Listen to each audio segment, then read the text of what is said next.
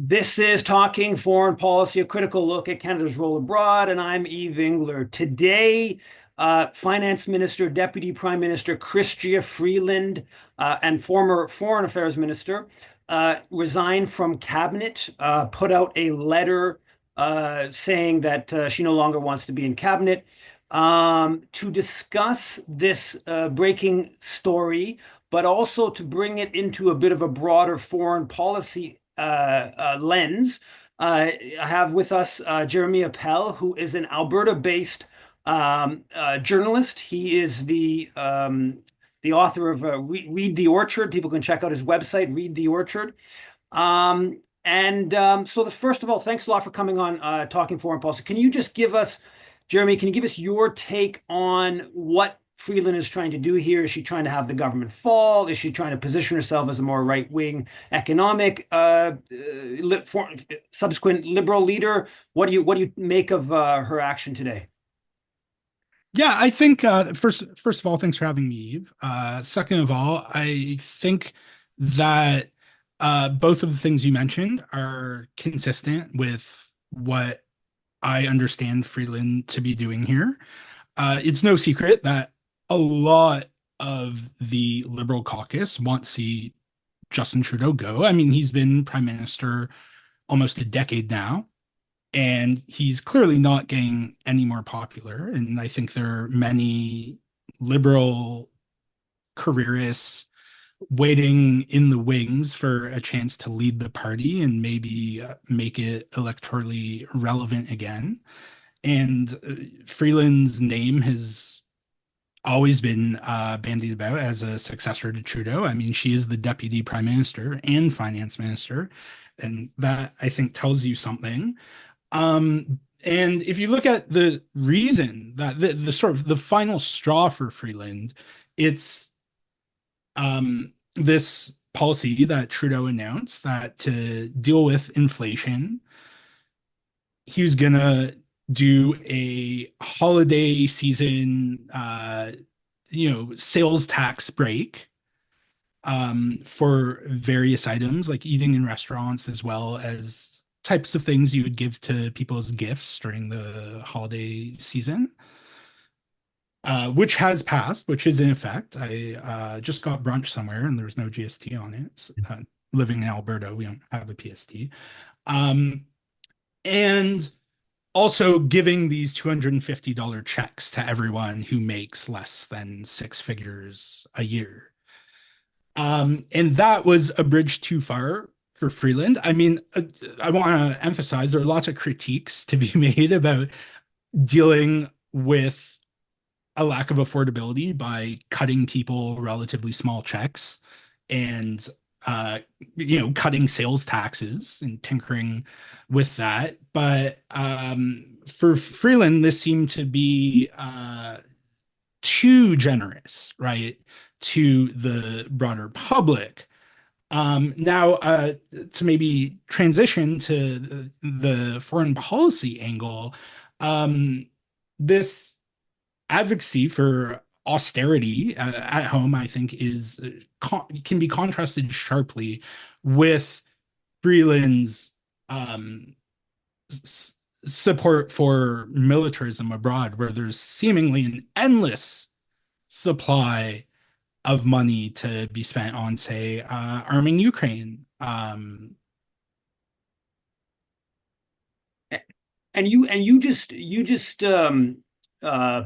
published a report, maybe it's about a month ago now, where a talk that Freeland gave to the Ukrainian Canadian Congress, I believe it was like the 50th anniversary event or something of like, where she really, took a sort of hawkish position, I think, on obviously on Ukraine and the NATO proxy war, but also on kind of tar sands oil, Alberta oil, and that Alberta can displace the Russian energy for Europe and this kind of stuff. Can you talk a little bit about that speech that she made, and then maybe a bit broader on how she has taken this sort of hawkish position on Russia. And it's important to note this didn't begin just after Russia's February 2022 invasion, but she's had this position, well, at least since her teens, I believe. But yeah, can you give a little bit about that recent speech and maybe a bit of the broader history? Yeah. I found out Chrystia Freeland was the keynote speaker at the Ukrainian Canadian Congress's 50th anniversary celebration for its Alberta council here in Edmonton. It was happening very close to actually where I live. And I was just like, she's going to say something crazy at this. And so I somehow got on the list of media. It was just me and the CBC reporter there who didn't end up reporting what I did, but she gives this speech. And at first, it's pretty innocuous. She talked, because, Freeland, I mean, it should go without saying, she is Ukrainian on her mother's side of the family. And her Ukrainian identity has been a major part of her political brand. And so she talks about how the Ukrainian Canadian Congress has played a major role in sort of helping maintain this sense of Ukrainian Canadian identity since it was founded. And I mean, that's true. To say nothing about what that identity might entail.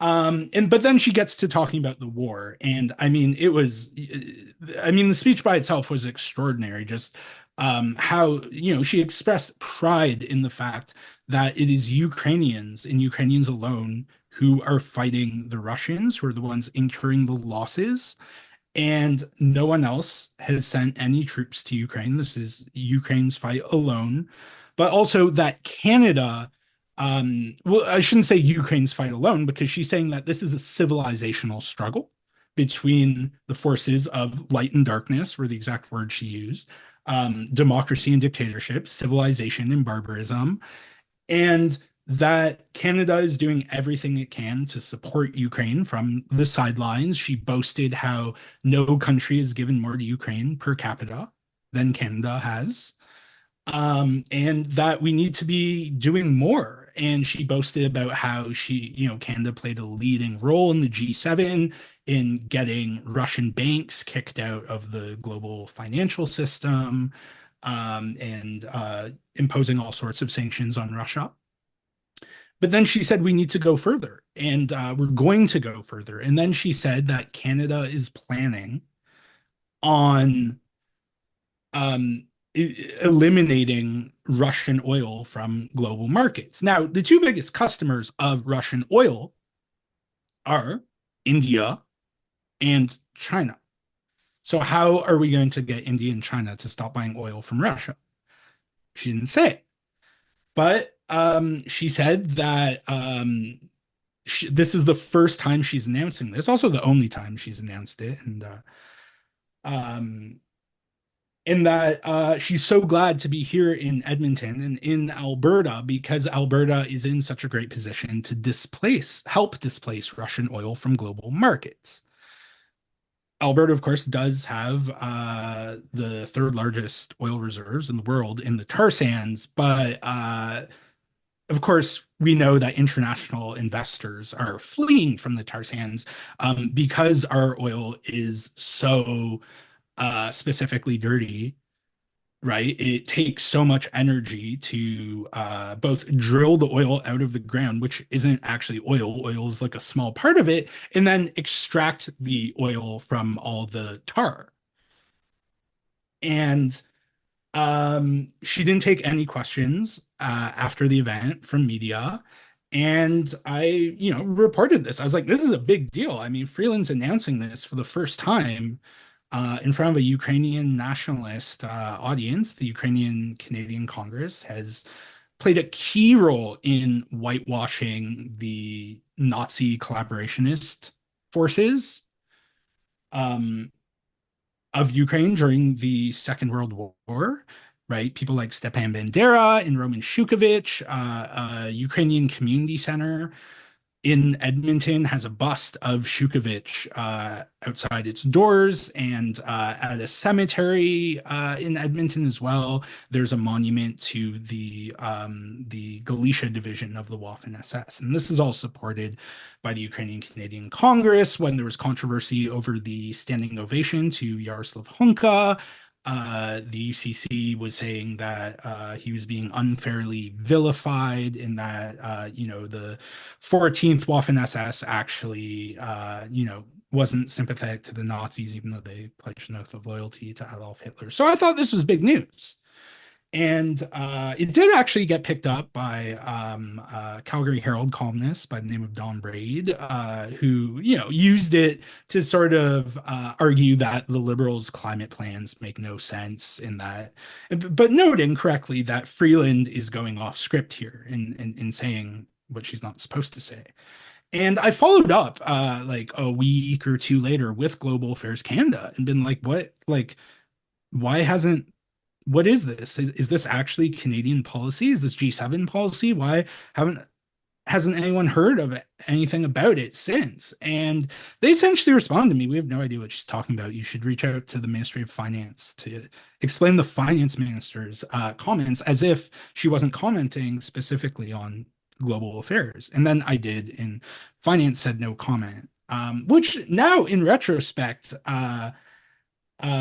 is pretty consistent with her sort of going rogue today and saying that she doesn't think the federal government is moving in the right direction. Can you talk a little bit about, you kind of touched on it or indirectly, but about, her grandfather, and then maybe also kind of transition a little bit into the like Michael Levitt from the Friends of Simon Wiesenthal Center put out this tweet immediately saying that Freeland's resignation letter is this like huge blow to Trudeau and very much taking her defense. Same thing with Anthony Housefather, Liberal MP, a hardline Zionist.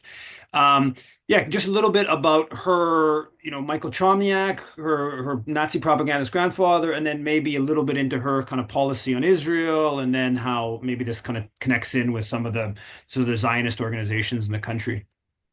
I mean, that's stunning. I hadn't seen that from Michael Levitt. I saw the Housefather tweet. Um, and that's astonishing because, lots of criticisms of Friends of the Simon Wiesenthal Center as it pertains to Israel and discourse around anti-Semitism in Canada. But actually, when it comes to the veneration of Ukrainian Nazi collaborators, the Friends of the Simon Wiesenthal Center have been quite good, and I think they deserve credit for that, because you can tell with CIJA, for example, sort of Canada's preeminent Israel lobbying outfit, they've made a decision that they're gonna not, they're not going to talk about the Nazi collaborator veneration among Ukrainian nationalists, because their focus is like exclusively on rallying support for Israel and shutting out anyone who's a critic. Um, Wiesenthal Center certainly does plenty of the latter, but they have also um, been very critical for a while about the sort of Holocaust revisionism that Freeland really embodies, right? I mean, she's repeatedly referred to her grandparents as inspirations for her politically, particularly her grandfather. I mean, she singled him out in a Toronto Star puff piece that was written about her in 2015, about how he, more than anyone, was such a lover of democracy. And he was a Nazi propagandist during the Second World War, first in Lviv. And then once the Soviets invaded Western Ukraine, he went with the Nazis to Krakow, right, and edited the paper in Krakow, the Krakowski Visti, it was called, right, like Krakow News. And there's a great new book out, actually. I don't know if you've had a chance to get a copy, Eve, by Peter McFarlane, called Family Ties, that I mean, goes into great detail about he sort of McFarlane, a friend of his is an author named oh my God, I forget her name, but who is a Holocaust survivor. And he sort of juxtaposes her family's experience, like hiding in a barn in like some Polish village throughout the Holocaust, while Freeland's grandfather was like the toast of the town in occupied Krakow.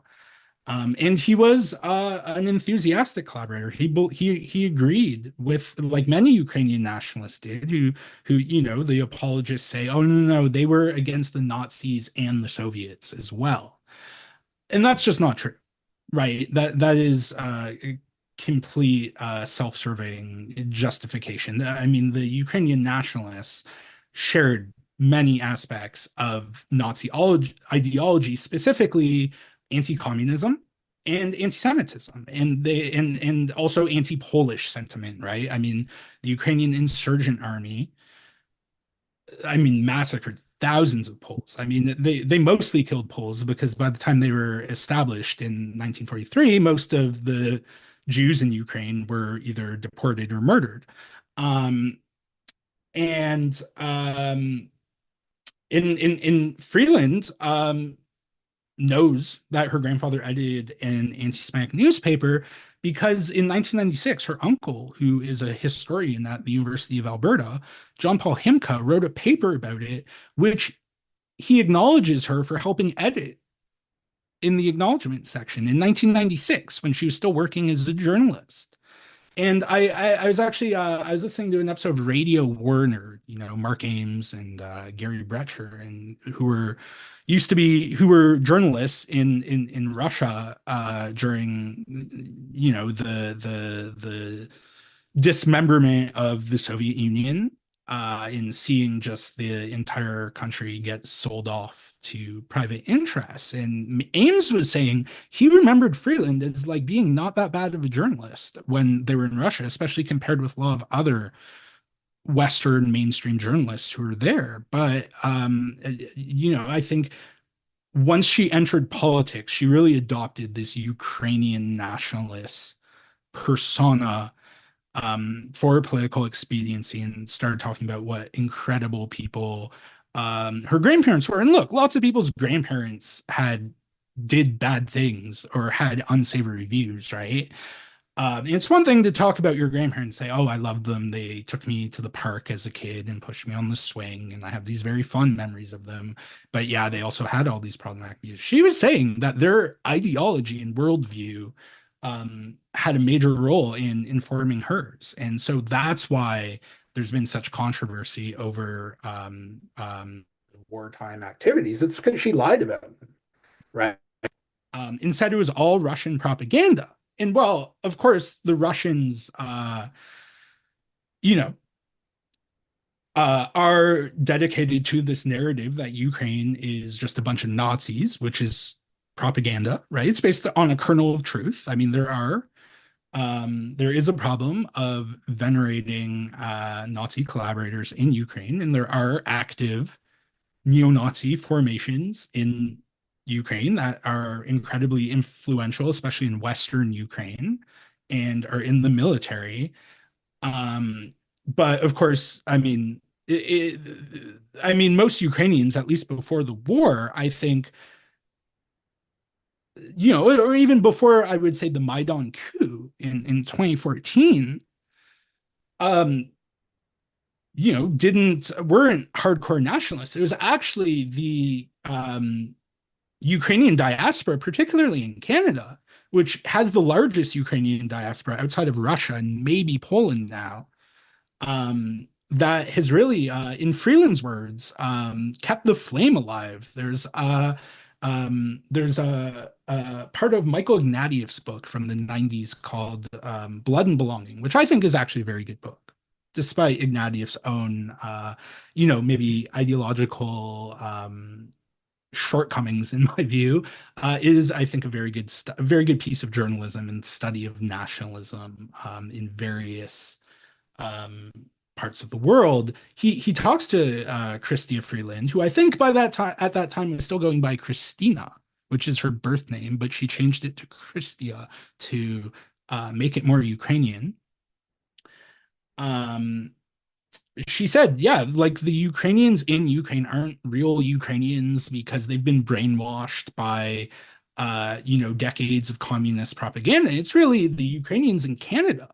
These people who march in parades where the with banners of Stepan Bandera, who's a Nazi collaborator and just an outright criminal, gangster, and murderer. We're the real Ukrainians who are keeping the spirit of Ukraine, the Ukrainian nation alive. And then once the Soviet Union fell, the elements of the Ukrainian nationalist diaspora sort of returned to Ukraine and helped shape its politics. But it really wasn't, I think, until the color revolutions of the Orange Revolution, I believe it was, in the early 2000s, where they're able to really gain a foothold. And then with the Maidan coup in 2014, and then, of course, with Russia's invasion in 2022, they've so it's almost very colonialist, I think, disposition towards Ukrainians in Ukraine. That's like, no, no, no, you don't understand how to live. We know what's best for you here in Edmonton or Winnipeg or Toronto. Um, and uh, yeah, and so again, you can draw a direct line from the way Freeland talks about her grandparents and her and everyone else in the Canadian Parliament giving two standing ovations to Yaroslav Hunka in September 2023, because it's the same mentality. It's these heroes were fighting against the Soviet Union during the Second World War. Well, there's that moment that when Anthony Rota, introduces Hunka in the House of Commons, where he says he fought against the Russians in World War II. And he pauses because obviously, I mean, you don't have to be a historian to know. Okay, well, if he fought against the Russians in the Second World War, and we fought with the Russians, Who were they that fighting? means yeah, who's he fighting with? You know, But yeah, no, they clearly that's all the kind of over the top anti-Russian sort of pro-NATO of our political culture comes out really aggressively in Freedom. I didn't know the tidbit about her changing her name to sort of Ukrainianize. her aunt did too. Her aunt, who is John Paul Himka's wife, and Michael Chomyak, whose name I don't think I mentioned, Mikhailo. It's funny, Chomyak did the opposite, right? He anglicized his name when he came to Canada, changed it to Michael, and edited a lot of like Ukrainian public community publications in Edmonton, where he very much downplayed his anti-Semitism, but in private correspondences defended, everything he published in occupied Krakow. Um, in his daughter and granddaughter actually did the opposite, right? And we're both named Christina and changed their names to Chrystia to make it Ukrainian. And when she talks about like the fight against Russia being a fight for democracy, it's important to point out that Freeland backed the overthrow of Evo Morales, the first indigenous president of Bolivia in 2019, and that was clearly not a democratic affair. It was pretty clear at the time, and it was very much been shown that there was a lot of shenanigans that went on with some electoral counting to try to undercut his victory. One of the things that I think is important to note with Freeland when, talking about her is that, and I know it's always to be careful about exaggerating distinctions between, liberal characters and how much of all this is structural versus individuals and stuff like that. But Canada's first foreign affairs minister under Trudeau was Stéphane Dion, who I do think, and I again don't want to exaggerate this, but who represented a slightly less imperialistic, a slightly less militaristic foreign policy. He wanted some degree of rapprochement with Russia. He wanted some degree of rapprochement with Iran. We, they promised to restart diplomatic relations with Iran. Um, and when Chrystia Freeland was appointed Foreign Affairs Minister, and that was just after Donald Trump's first mandate, the U.S. Embassy in Ottawa actually sent a cable to the State Department, which was later uh, uh, unearthed through access to information, or I guess freedom of information in the U.S. That said that it was, I think the headline was Canada adopts an America First foreign policy. So, very much the Donald Trump America First policy. And they linked it to Chrystia Freeland's deep connections in the US. And if you go look through her record and her statements, she's got this very pro-US kind of outlook. Now, probably the subject that is like the clearest example of this sort of America First foreign policy of Freeland was her taking on the Venezuela file and really leading the charge to try to overthrow Venezuela's government of Nicolas Maduro, setting up the Lima Group, uh, coordinating with the opposition to get behind the whole Juan Guaido self-declaration of president. And that was actually the assessment of the Venezuelan foreign minister in 2020. He said that basically Canada's policy became way more hostile towards Venezuela after Freeland took office. Can you just give us, kind of in conclusion, give us a little bit of your sense, kind of at that bigger level of Freeland's kind of, I guess, connection to the U.S. empire, how she's sort of, where she sort of positions herself within on Venezuela and maybe sort of other issues kind of in general? Yes, for sure. And I think the short answer is that Freeland is a neocon, right? She's a dyed-in-the-wool neoconservative ideologue who believes in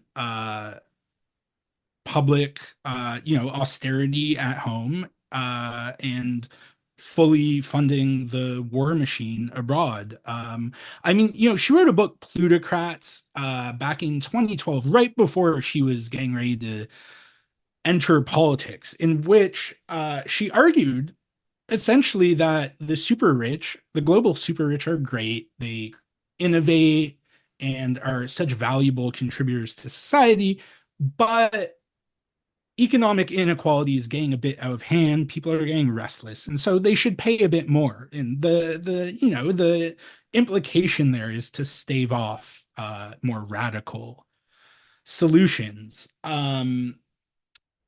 But when it comes to foreign policy, I mean, again, talking about the forces of light and darkness. I mean, she sounds like Benjamin Netanyahu, right? And they got along quite well when she was global affairs minister.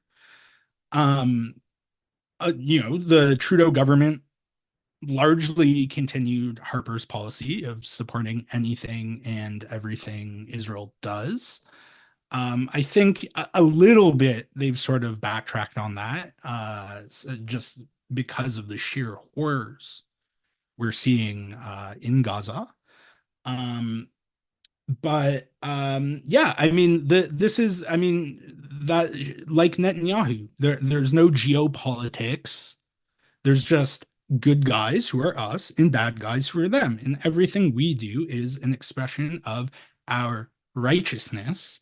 And everything our enemies do is an expression of pure evil, right? And I think Freeland's views on foreign policy, especially the way she speaks about Ukraine, are reflective of that. And as Eve, better than most people in Canada, Canadian foreign policy has always been driven, largely by our mining interests, as well as influence from the United States. But I think what makes Freeland different from someone like Stefan Dion and more similar to someone like John Baird or Jason Kenney, um, is the ideological zeal with which she approaches foreign policy. So, Venezuela has a socialist government that is trying to maintain control over its oil resources, which is one of the few countries that has more oil than Canada does. But unlike Canadian oil, it's not. I think their oil is of better quality than Canadian oil. Um, that government has to go, and there needs to be a government that's willing to play ball with this global order, right? And I mean, that's Freeland's favorite phrase, the rules-based international order. And we've seen in Palestine what that looks like in practice, which I mean, again, I want to emphasize I don't support Russia's invasion of Ukraine.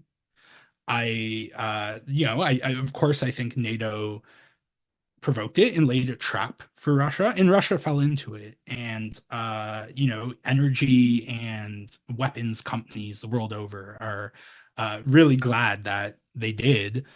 But if you look at what's happening in Gaza, I mean, by all measurements, it's far worse than what Russia is doing to Ukraine. And I mean, in terms of healthcare workers killed, children killed, aid workers killed, doctors, hospitals destroyed. I mean, it is far worse. And the whole rules-based international order crowd has Cheer their left. the sudden is suddenly tongue-tied when they were so full-throated in their denunciation of Russia's invasion of Ukraine a few years ago. Um, and but when it's Israel doing it to Palestinians, um, oh well, it's really complicated, and I mean, they're extremists on both sides, and October 7th, and blah blah blah. Um, but I think the commonality in that view in both cases is that history doesn't exist. And again, there's no cause and effect, no geopolitics. It's just cowboys and Indians on a global scale, right? Cops and robbers. That is, I think, the foreign policy mentality that Chrystia Freeland really exemplifies. And I should just note that Freeland's attended a couple pro genocide rallies over the past 14 months, and she said Canada supports Israel. And she made a remarkable quote back in 2018 when Canada was bid for a seat on the Security Council when she was in Israel. She said that if Canada got a seat on the Security Council, it would act as a quote asset for Israel on the Security Council, which is a very odd comment. I think I'll leave it at that. Thanks a lot for coming on, talking foreign policy, and I'm sure there's going to be some more interesting developments on the Freeland versus Trudeau versus Liberal Party file in the coming hours or days. Thanks a lot for coming on, Jeremy. Great to be here, Eve.